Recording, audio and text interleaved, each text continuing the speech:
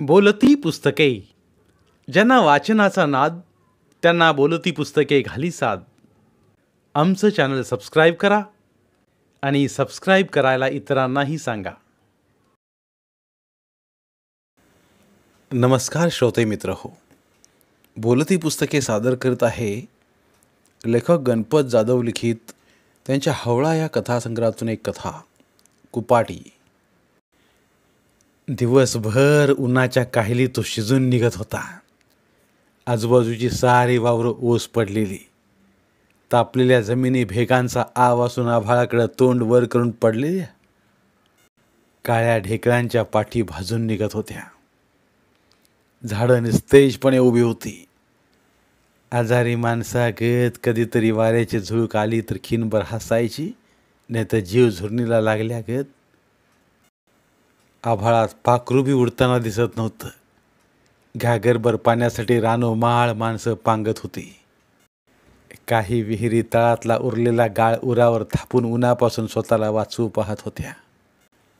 रोजगार कमी झाला. बाजारला जाताना माणूस दिसेना. गेले तर पिशवीच्या तळाशी आणलेला बाजार पुरवून पुरवून खात होतं. जनावर तर वाळलं कोळलं जाबाडं दुःख स्तोवर चगळत होती. पोट भरत नव्हतं, पण नादावर दिवस ढकलत होती. सरकारनं पाण्याचा टँकर चालू केला होता, पण त्याला वेळ ना काळ. माणसं सदान कदा रस्त्यावर डोळे लावून बसायची घागरभर पाण्यासाठी. अशात म्हादानं 15 गुंठ कडवाळ जपलेलं. या दुष्काळात तेवढाच हिरवा तुकडा डोळ्याला सुकावत होता. जनावरासकट माणसाचं पण मन त्याच्यावर जात होतं. म्हणून तर म्हादा वावर धरून होता. त्याच्या पण बुवरनं फुरक्या मारायला सुरुवात केली होती. म्हादा अडकी त्यातल्या सुपारी गत अडकला होता. बुवरनं जर शेवटची गुळणी टाकली तर हातातोंडाला आलेलं कडवाळ वाया जाईल. दावणीला जित्राब, त्यांच्या पोटाला काय घालावं मग, म्हणून तो काळजीत होता. आज पण तो असाच कडुनिंबाच्या फाटक्या सावलीत बसला होता. आजूबाजूला चिटपाखरूही दिसत नव्हतं. उन्हाच्या झळ्या अंगावर धावून येत होत्या. म्हादा खांद्यावरच्या टावेलानं घाम पुसत होता. अचानक त्याचं लक्ष लांबच्या काळ्या ठिपक्याकडे गेलं. त्यानं डोळं बारीक करून अंदाज घेतला आणि विंचू डसल्यागत तटकन उठून उभा राहिला. बाजूला पडलेलं 2 दगड उचलून दोन्ही हातात घेतलं आणि तो पळू लागला. पळता पळता मोठ्यानं ओरडत होता. पाय चटाटा भाजत होते. कचतल्या आरावरनं पळल्यागत झालं होतं. तो चप्पलही विसरला होता. लिंबाच्या झाडाखाली.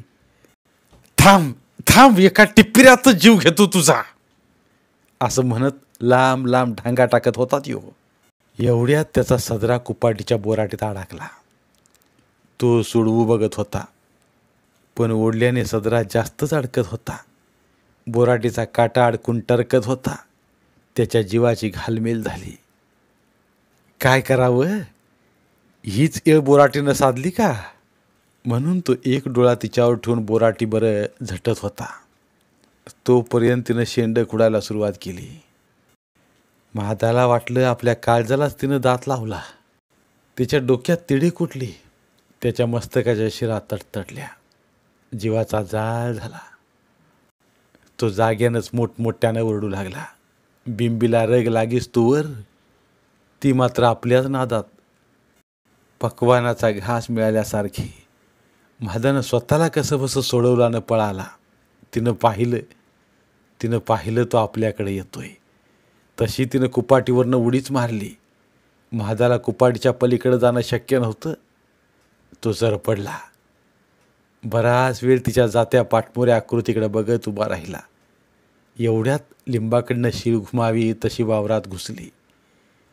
त्यानं पाहिलं, लिंबाखाली त्याची बायको उभी. ती त्याच्याकडेच बघत होती.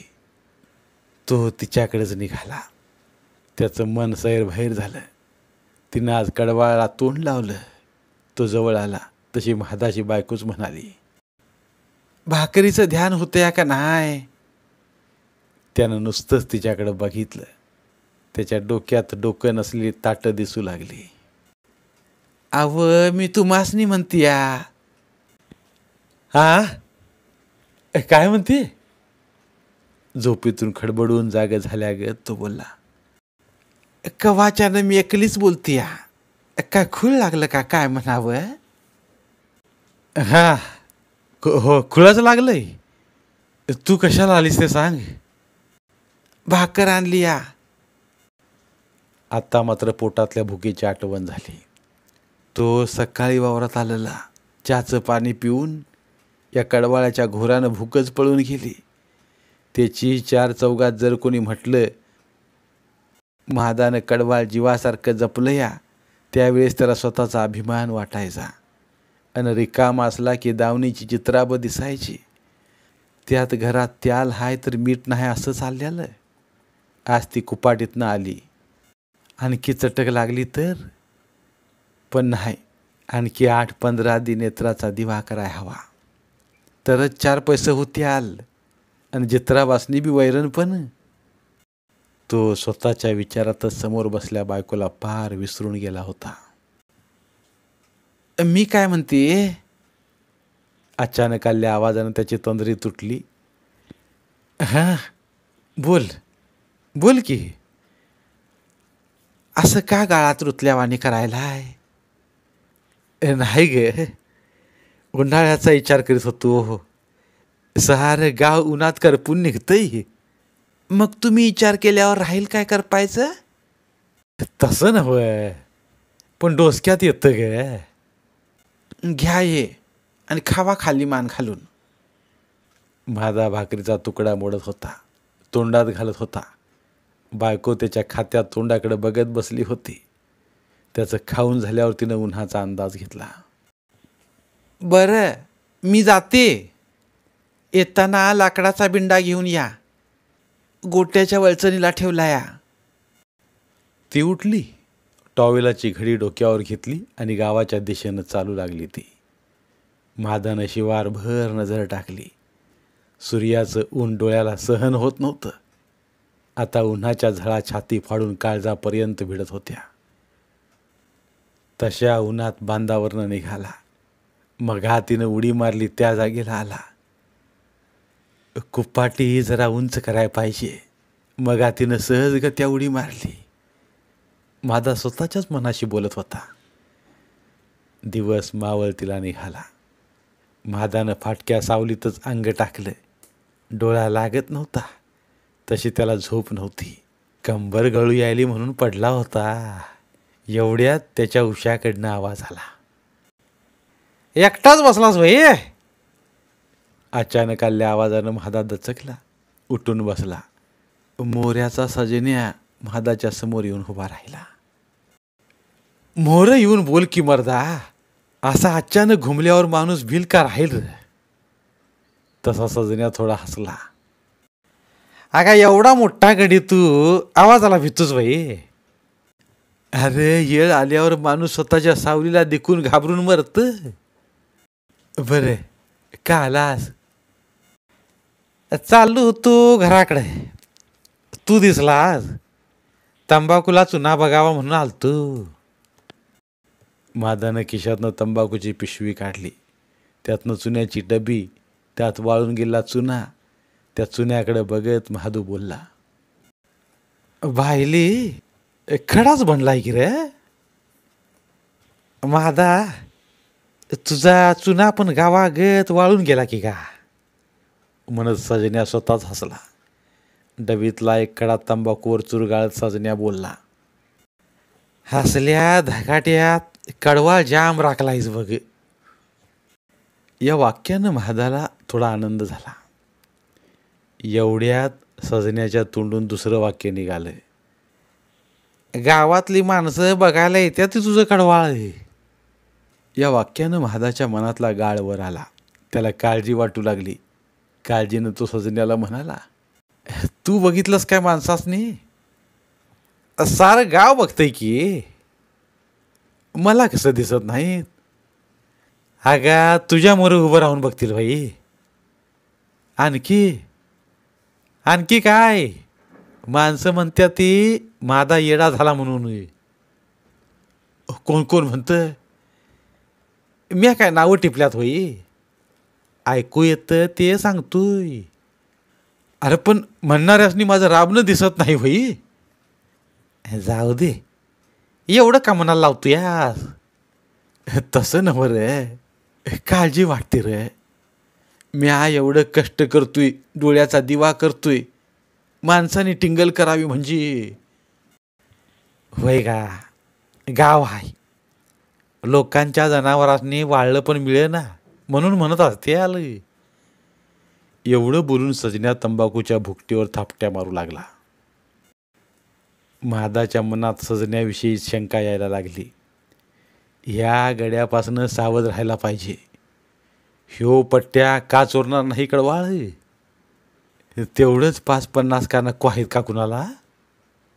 एवढा येळ गडी बसला म्हणजे. महादाचं मन 10 दिशा पळत होतं. जाऊ का मी.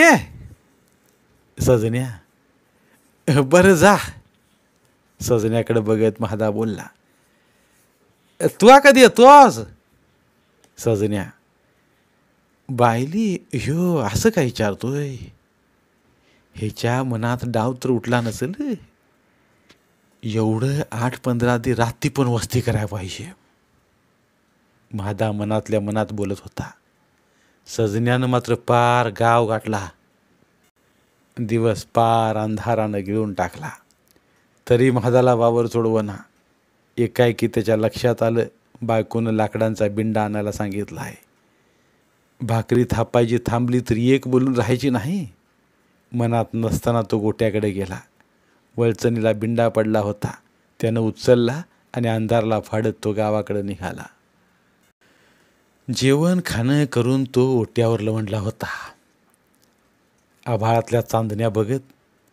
घरात दूध नाही. किती दिवस झालं पोरं दूध दूध करत्यात.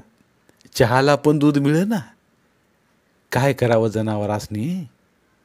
त्यांच्याच पोटाला मिळेना तेव्हा दूध कुठनं यावं. सारं गाव दुष्काळात फरफळतं. या दुष्काळानं माणसांचा हात पायच बांधलं गा. एवढ्या कडवाळावर निभल पण लोक कडवाळाकडं डोळ्यात आग पडल्यागत बघत्यात. नुसता जीवाला घोर लागलाय. त्यात पाण्यानं फुरक्या मारायला सुरुवात केली. त्यानं दगा दिला तर. त्यात बँकवाली माणसं हेलपाटे घालत्यात. काढलेलं कर्ज भरा म्हणून. बाबांनो, इथं कालवनाला त्याल आणि चिमणीला राखेल मिळेना. तुमचं आणि काय गाणं म्हणताय. आता महादाच्या डोळ्याची टोपणं जड जड होऊन एकमेकावर घट्ट बसली. रात्री कधी तर बायकोनं पांघरून आणि उशी आणून दिली.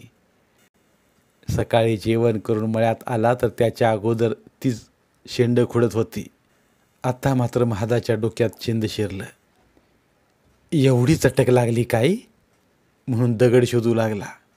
हातात दगड घेऊन तिच्याकडे पळाला. तिला मात्र खबर नव्हती. हिरवं मिळतंय म्हणल्यावर ती आदाशासारखी खाईत होती. महादा तिच्या अंगावर धावत होता. जवळ जाऊन त्यानं जीव खाऊन दगड भिरकावला. तिच्या तोंडातला घास तोंडातच अडकला. ती जीवाच्या आकांतानं भ्या करून ओरडली. कुपाटीच्या दिशेनं पळू लागली पण तिला पळता येईना. एका पायाचा कंडकाच पडला होता. तो पाय अधांतरी धरून ती कुपाटीत घुसली. काटं कुटं अंगावर ओरबाडत होतं. एवढ्यात दुसरा दगड पाठीत बसला. ती जीव घेऊन पळाली. महादा मात्र कुपाटला वळसा घालून आला. तिच्या मागावर निघाला. महादाला तिच्याबरोबर तिच्या मालकाचाही राग आला होता. कोणी का असना त्याचा बुकनाच पाडायचा आता. या इराद्यानं तिच्या मागं धावत होता त्यो. ती विवळत होती. अखेर ती थांबली. शाळेच्या पटांगणात ओरडणाऱ्या शिळीचं लंगडणं बघून लकू घिसाडी पुढे झाला. शिळीच्या पायाचा कंडका बघून हळहळला. त्याच्या बायको लेकराने शेळीभूती गराडा घातला. घिसाडीनं मोठ्यानं गहीवर घालून रडत होती. महादा सरळ घिसाड्याच्या मोहरच उभा राहिला. शिळी तुझी आहे काही. आवाजात राग होता. घिसाड्यानं महादाकडे बघितलं. महादाचा अवतार बघूनच त्यानं ओळखलं होतं. त्यानं हात जोडलं. वयजी मालक, माझंच जनावर आहे. एवढं वाक्य ऐकल्यावर महादाच्या अंगाचा चैत झाला. मोठमोठ्यानं शिव्या देतच लखूच्या अंगावर धावून गेला त्यो. लखू जाम घाबरला. तो या गावाचा का शिवचा? पोटाच्या मागं आलेला. त्याला 4 लाथा घातल्या तरी कोण हाय सोडवायला? त्यानं हात जोडलं, महादाच्या पायाजवळच वाकला. मालक, भुकेलेलं जे त्राप आपल्या दारात आला असेल पोटाच्या आशेनं, माफ करा, परत असं होणार नाही. अरे या असल्या धगाट्यात सारं झरं आटलं. मी माझ्या लेकरापरा जपतो या कडवाळाला आणि तुझी शिळी त्याचं शेंड कुडती. आणि माझ्या लेकरा बाळाने काय वारा भकावं काय रे? मी पाया पडतो मालक, राग सोडा. पोटाच्या वडीनं आला असेल. तिचं पोट काही माझ्याच वावरात आहे काय रे? म्हणत महादा घिसाड्याच्या अंगावर धावून गेला. बघता बघता 5-25 माणसं जमा झाली, पण कुणी मध्ये पडेना. कुणी शिळीचा मोडका पाय बघून हळहळत होतं, तर कुणी म्हणत होतं महादानं लेकरासारखं कडवाळ वाढवलंय, घिसाड्यानं शिळीला बांधून घालून होई. महादानं मात्र घिसाड्याचं गच्चुरच धरलं. त्यो त्याला हिसडं देऊ लागला. 4-2 गुद्धे लगावले. घिसाड्याच्या बायको पोरांचा रडायचा कालवा उठला. महादाच्या डोळ्यासमोर फक्त कडवाळाचे खुडलेले शेंडे दिसू लागले आणि तो रागानं बेभान झाला. ज्ञानू कांबळे कुठून तरी आला. महादाच्या कमरेला मिठी मारली. महादबा, त्या गरीबाचा जीव घेतो काय 4 ताटासाठी? म्हणत महादाच्या तावडीतनं घिसाड्याला सोडिवलं. घिसाड्याचं कुटुंब घाबरून रडत होतं. मध्येच पाय मोडलेली शिळी वेदनेनं विवळत होती. त्या दिवसापासून सगळ्या गावात हीच चर्चा. जो तो म्हणू लागला, महादानं गरीबाला मारायला नाही पाहिजे होतं. वय, पाण्याचा दुष्काळ पडला म्हणून माणुसकीचा पण दुष्काळ पडला काय? त्या प्रसंगापासून महादा पण मन इसकटून बसला. रानात गेला की भाकरी वेळ टळली तरी गावात येत नव्हता. महादाचं डोकं शांत व्हावं म्हणून त्याची बायको म्हणाली, असं डोसक्यात राग कालवून चालतंय होय? काय करू गे, माझं डोसकंच चाललं नाही बघ त्या येळेला. गावाच्या आसऱ्याला आलंय पोटासाठी, एवढी आग होऊन चालेल काय? बायकोच्या या वाक्यावर त्याच्या डोक्यात वादळ उठलं. घिसाड्याभोवती रडणारी त्याची बायको पोरं आठवली त्याला. त्यानं स्वतःचं डोकं गच्च आवळून धरलं. झालं ते बरं नव्हतं असं त्याला वाटू लागलं. दावणीतल्या जित्रापासाठी जीव वडतोय. पोरांच्या अंगावरती धडू ती जुनी झाल्यात. ह्या वर्षी पण बाबा पडतोय का नाही कुणास ठावं. हळूहळू त्याचं कडवाळावरचं मनच उडू लागलं. त्यात पाण्याची बोंब व्हायला लागली. झालं एवढं 2 आठवडं. मिरूग निघल, कडवाळ पण इकल, महादा स्वतःशीच बोलत होता. एका दिवशी सकाळी महादा शिवाजी चौकात येऊन उभा राहिला होता. महादा तंबाखूचा इडा करायच्या नादात होता. एवढ्यात त्याला तो दिसला. सायकलवर सारा संसार बांधलेला. शेतावरच्या गटुड्यावर एक पोरगं बसलेलं. केसाच्या झिपऱ्या सावरत त्याची बायको सायकल मागणं चालत होती. त्याबरोबर आणखी 2 लेकरं. चालता चालता तो घिसाडी दिसल त्याला नमस्कार घालीत होता. कुणी कुणी त्याची विचारपूस करीत होतं, तर कुणी त्याची दखलही घेत नव्हतं. तो मात्र सर्वांना हात जोडत होता. महादा चिंचच्या झाडाआड होऊन कान्या डोळ्यानं सारं बघत होता. महादा तिला शोधित होता, पण ती पायमुडकी शिळी घिसाड्याबरोबर नव्हती. वाहिली, इकली का मेली म्हणावं, महादा मनातल्या मनातच म्हणत होता. अस्वस्थ पण होत होता. घिसाड्याची सायकल लांब लांब जात होती. त्याला आता तिथं दम निघेना. गुलाबच्या हॉटेलमुळं माणसांची गर्दी जमली होती. काय आहे बघावं म्हणून महादा गर्दीच्या मागे जाऊन उभा राहिला. तिथं नुसता कालवा चालला होता. बराच वेळ कान देऊनही काही कळेना. बाजूला उभा राहिल्या संत्याला महाद्यानं बाजूला ओढलं. काय चाललंय रे?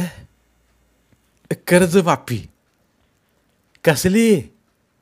कसली पण? गर्दीत त्याचा निभाव लागेना.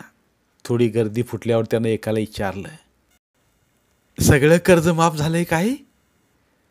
अरे वयाला कुठलं, त्याला आधी अर्ज भरायला लागतो या. तलाट्याकडे नाही, मग बँकेत. आता माझ्याच्या डोक्यात कर्जमाफी घोळायला लागली. तो लगा घरी आला. गडबड असल्यागत बायकोला म्हणाला, भाकर झाली काय ग? का व? तिचा उलट प्रश्न. आण पटकरन. कुठे तारखेला निघालाव काही? नवऱ्याची गडबड बघून थोड्या रागानंच ती म्हणाली. तसा त्याला पण राग आला. पाय धू तर साखळ्या केवढ्याच्या. ती गप्प बसली. मुकाट्यानं महादाच्या पुढ्यात ताट दिलं. महादानं डाळीच्या आमटीत भाकरी कुस्करली. तिचा काला करून पोटात घातली. त्यानं दुसरी कापडं घातली. आरशात चेहरा बघितला. गालावर काळी पांढरी दाढी वाढली होती. मी माळशिरसाला निघालोय ग. त्याच्या बायकोनं फक्त ऐकून घेतलं. तिचा प्रतिसाद येत नाही हे बघून परत तो बोलला, जनावरं आणि कडवाळ बघ ग. सारखं सारखं बजावून सांगितलं. तो वाटायला लागला. बोर पाडण्यासाठी त्यानं कर्ज घेतलं होतं, ते माफ होतंय म्हटल्यावर त्याला आनंद झाला. वाटलं बोरला भरपूर पाणी लागेल. आता या दुष्काळात ते गुळण्या टाकायला लागलंय. महादा उन्हाच्या कारात बँकेच्या आवारात पोचला. बँकेच्या आवारात जत्रा फुटल्या गत माणूस. दरवाजाला माणसांचा तुंबाडा बसलेला. महादा लगबगीनं त्या तुंबाड्याला चिकटला. बँकेच्या गार्डनं ते बघितलं आणि जोरदार खेकसला. महादाच्या हाताला धरून बाहेर काढलं. ही माणसं कशाला उभी राहिल्या सकाळपासनं? बिगर अन्न पाण्याची? एवढ्या माणसात अपमान झाल्यानं महादाला वाईट वाटलं. तो रांगेत उभा राहिला. ऊन भाजून काढत होतं. त्याच्या घशाला कोरड पडली. पाणी प्यायला जावं तर नंबर जाईल म्हणून तो जागचा हल्ला नाही.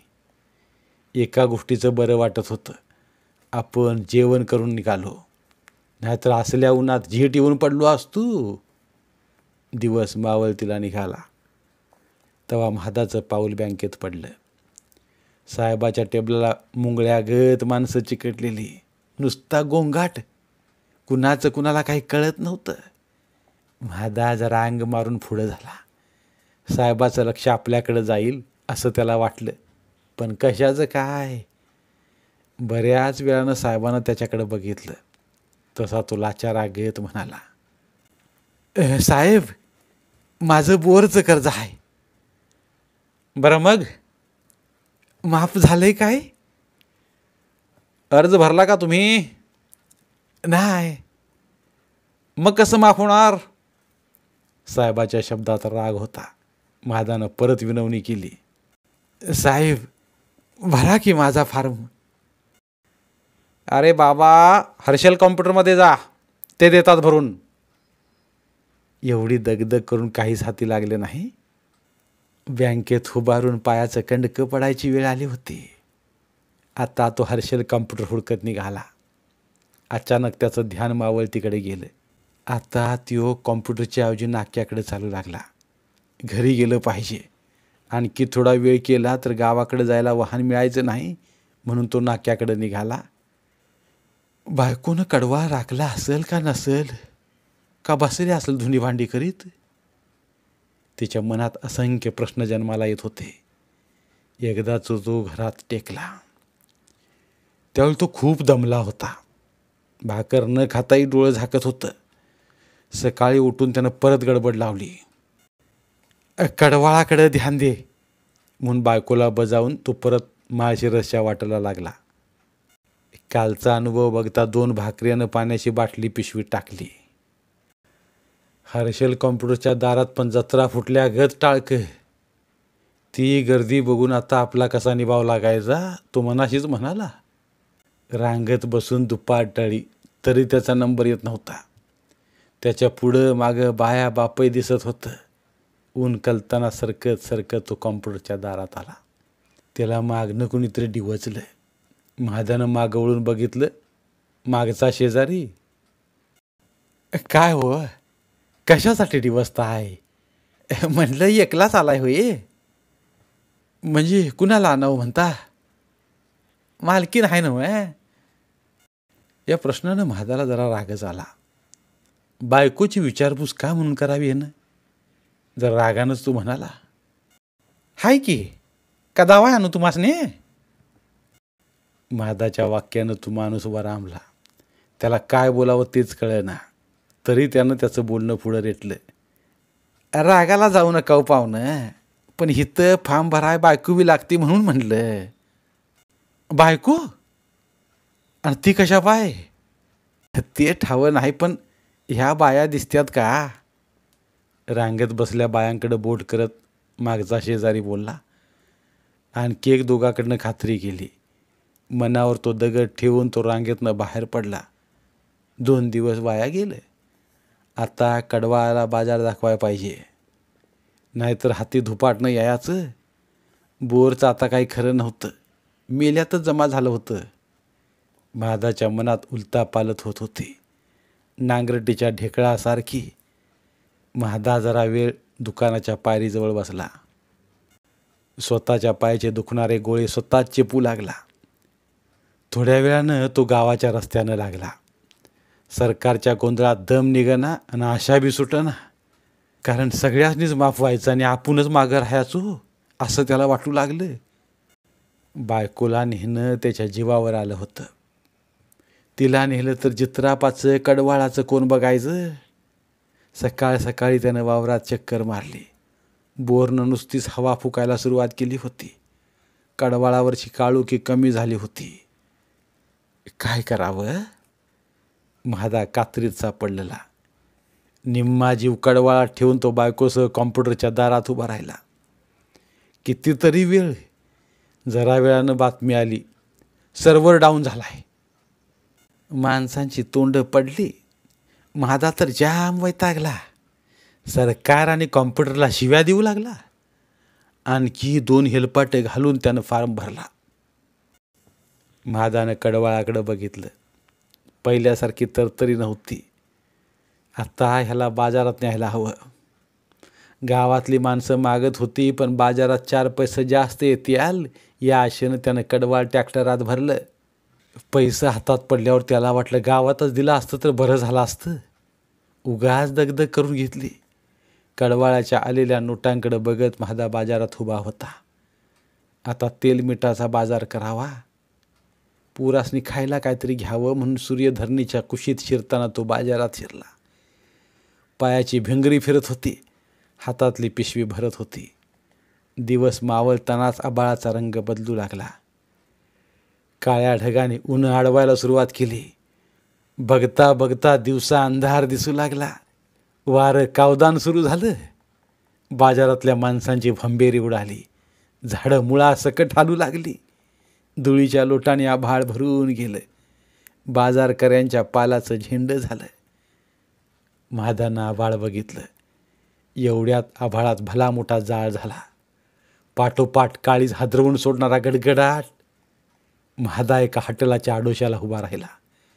वाऱ्याबरोबर पावसाचं थेंब तापल्या भुईवर पडू लागलं. भिजल्या मातीचा सुगंध वातावरण भरू लागला. वाऱ्याबरोबर पावसाचं थेंब आणि विजांचा कडकडाट पाण्यासाठी तहानलेली भुई घटाघटा पाणी पिऊन घेत होती. महादा कावदान संपायची वाट बघत उभा होता.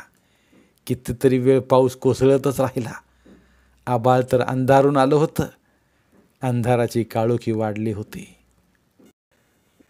पावसाच्या नादात गावाची शेवटची गाडी निघून गेली. थोडी ओघडीक मिळता तो नाक्याकडे धावला. नाक्यावर नुसता चिखलाचा राडा झालेला. मिरगाच्या अगोदरचा पाऊस. रस्त्यावरच्या लाईटी गेलेल्या. आता वाहन धावतंय का नाही त्याच्या मनात शंकांच्या वावटळी उठत होत्या. महादा काळजीत पडला. आपण उगाच उशीर केला म्हणून तो स्वतःवरच चरपडला. कितीतरी वेळ तो अंधारात उभा होता, रस्त्यावर डोळे लावून. बऱ्याच वेळानं एक झिपडं आलं. माणसाने खचाखच भरलेलं. महादाला पाय ठेवाय पण जागा नव्हती. महादानं ड्रायव्हरची विनवणी केली, फाट्यापत्र घ्या म्हणून. एका पायावर उभं राहून तो फाट्यावर उतरला. ड्रायव्हरला पैसे दिले. जिपडं सरळ रेषेत निघून गेले. महादा एकटाच अंधारात उभा. डोळं फाटलं तरी पुढचं दिसत नव्हतं. रातकिड्याने रान उठवलेलं. महादानं बाजाराची पिशवी एका हातात धरली आणि पाय उचलला. तो लांब ढांगा टाकत चालू लागला. आकुबाच्या वळणात आला आणि ब्रेक लागल्या गत जाग्यालाच थांबला. त्यो अंगाला दरदरून घाम फुटला. पाय जमिनीवर दम धरना. 6 फुटाचा गडी हातात कुऱ्हाड घेऊन पुढ्यात उभा. मागं वळून बघितलं तर मागं पण 2 जण. पुढच्या गड्यानं कुऱ्हाड सरळ तोंडासमोरच धरली. चल पैसा काढ. आवाज दगडावर दगड घासल्यासारखा. महादाला काय करावं ते सुचत ना. डोळ्यामोहर अंधारी आली. दिवस म्हणून नाही का रात म्हणून नाही वावर धरून राहिलो. जीवा परीस कडवाळ जपलं आणि ह्यो गडी कुऱ्हाड घेऊन पुढ्यात उभा. महादाच्या डोळ्यासमोर मार खाणारा घिसाडी, त्याच्या भोवतीनं अकांत मांडणारी त्याची बायका पोरं, पाय मोडलेली शिळी, सगळं नाचायला लागलं. महादानं गरीबाला का म्हणून मारावं? का म्हणून? गावाच्या आसऱ्याला आलंय पोटासाठी. गावभर घुमणारे शब्द आता त्याच्या कानात घुमू लागले. देवळातल्या घंटीचा आवाज घुमावा तसा. आई गे. महादा मोठ्याने कळवाळला. मागच्या गड्यानं कुऱ्हाडीचा तुंबाच पाठीत मारला. पुढच्यानं थोबाडीत लावली. तसं महादानं त्यांच्या मोहर एक खिसा उलटा केला. दुसरा खिसा मात्र गच्च आवळून धरला. पैशाच्या आशेनं महादाच्या अंगावर दांडकी पडू लागली. माराच्या दणक्यानं आवळ कधी ढिली झाली कळलंच नाही. हातात ती पिशवी उलटून सामान मातीत मिसळलं होतं. त्याने त्याला अंग सुजेस्तोवर मारलं. डोळा सुजून बम झाला होता. सार अंग ठणका मारत होतं.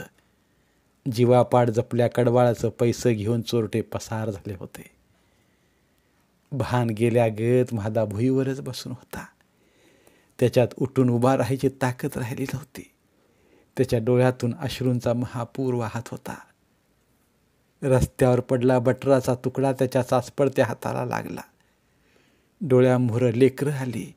तो उठायचा प्रयत्न करीत होता, पण मांडीतनं जीव घेण्या कळा उठत होत्या. तो तसाच चिखलात बसून राहिला. रात्र वाढत चालली. रातकिड्याने शिवार भरून सूर धरला. अकोबाच्या वळणातनं एक वाट लिंबोड्याला जात होती, तर सरळ वाट महादाच्या गावात जात होती. कुणीतरी सायकलवाला लिंबोड्याच्या दिशेनं निघालेला. त्यानं महादाला विवळताना ऐकलं. सायकल थांबवली. महादाच्या दिशेनं आला. थोडा वेळ उभा राहून विचार करू लागला. गड्याला बहुतेक चोरट्याने गाठला आहे. दिवस काळ वाईट पडला. माणसाला माणूस ओळखना. सायकलवाला मनाशीच म्हणत होता. कोण गाव? सायकलवाल्यानं विचारलं. कुरोली. महादा विवळतच म्हणाला. महादाचा आवाज त्याच्या कानात घुसला तसा सायकलवाला गडी क्षणभर स्तब्ध झाला. डोक्यात कुठंतरी झिंजिन्या उठल्या गत झालं. तो आवाजाची ओळख पटवू लागला आणि अचानक डोळ्यासमोर उभा राहिला मोठमोठ्यानं ओरडत अंगावर धावून येणारा महादा. त्यानं महादाला जेवढं शक्य तेवढं निरखायचा प्रयत्न केला. चला पाहुणं, बसा सायकलीवर. होय, सोडतो तुम्हासनी. पण तुम्ही कुठलं? महादानं कातरत्या आवाजात विचारलं. मी आहे लिंबुड्याचा. चला सोडतो तुम्हासनी. सायकलवर बसलेला महादा विवळत होता. त्याच्या अंगातनं दुखऱ्या कळा उठत होत्या आणि सायकलवाला सायकल ढकलत होता. दोघांचंही कसलंच बोलणं नव्हतं. कोण असावा हा भला माणूस? महादा मनाशीच विचार करीत होता. कारण विचारलेल्या प्रश्नांचं उत्तर द्यायचं त्या सायकलवाल्या माणसानं बंदच केलं होतं. तो नुसताच वलसार रस्त्यावरनं निसरड्या चिखलातनं जोर लावत सायकल ढकलत होता. पत्ता सांगितल्या ग सायकलवाल्यानं सायकल महादाच्या दारात उभी केली. उतरा पाहुणं. सायकलवाला कणत कुतत महादा कसा तरी सायकलवरनं उतरला आणि उतरल्या जागीच फतकल मारून बसला. उभा राहण्यापुरतंही बळ त्याच्या पायात नव्हतं. त्यानं बायकोला आवाज दिला. नवऱ्याचा असा आवाज ऐकून महादाची बायको पळतच अंगणात आली. मारानं अंग ठणकत होतं. विवळणाऱ्या नवऱ्याचा आवाज ऐकताच ती घाबरली. ती त्याचीच वाट बघत होती. तिनं मोठ्यानं हंबरडा फोडला. लेकरं पण पळत आली. महादाच्या वट्ट्यावर नुसती रडारड चाललेली. सायकलवाल्याकडं मात्र कुणाचंच ध्यान नव्हतं. शेजार पाजाराचं बल्ब लागायला लागलं तसा सायकलवाला म्हणाला, निघतो पाहुणं मी. त्या आक्रोशात आलेल्या आवाजाकडं महादानं मान वळवली तर आपल्याला आणलेला पाहुणा अंधारातच उभा होता. अरे अरे बल्ब लावा की कुणीतरी, महादा म्हणाला. या वाक्यावर सायकलवाल्यानं आपलं तोंड वळवलं आणि तो चालू लागला. फक्कन बल्बचा उजेड पडला. बल्बच्या उजेडात पाठमोरा झाला तो दिसला. नवरा बायको अवाक होऊन त्याच्याकडे बघू लागली. तोच होता, लखू घिसाडी. महादाचं डोकं बधीर झालं. कुठल्या तोंडाने बोलावं त्याला. लखू मात्र उजेड आणि अंधाराच्या सीमेवर उभा होता. महादाच्या बायकोला गहीवरून आलं. महादाच्याही कंठात हुंदका दाटला. आपल्यामुळं यानं कुरोली सोडली आणि आज आपल्याला यानं आपल्या घरी आणून सोडलं. महादाच्या डोक्याचं वारूळ झालं. असंख्य वाळव्या मेंदूला पोकरू लागल्या. डबडबलेल्या डोळ्यानं महादा पाठमोऱ्या लखूकडं बघू लागला. त्याच्या तोंडातून कसा बसा शब्द निघाला, पाहुणं. तो पतूर लखू अंधारात गडप झाला आणि महादाच्या डोळ्यामोहर पाय मोडलेली शिळी ब्या ब्या करत जीवाच्या आकांतानं ओरडू लागली. धन्यवाद. पुन्हा भेटूया एका नवीन कथेसह. धन्यवाद. बोलती पुस्तके श्रोते मित्रांसाठी मराठी साहित्याचा खजिना फक्त 59 रुपयात. फक्त 59 रुपये माफक फी भरून आमच्या साहित्यरत्न या चॅनलचे सभासद व्हा व भरपूर मराठी ऑडिओ बुक्सचा आस्वाद घ्या.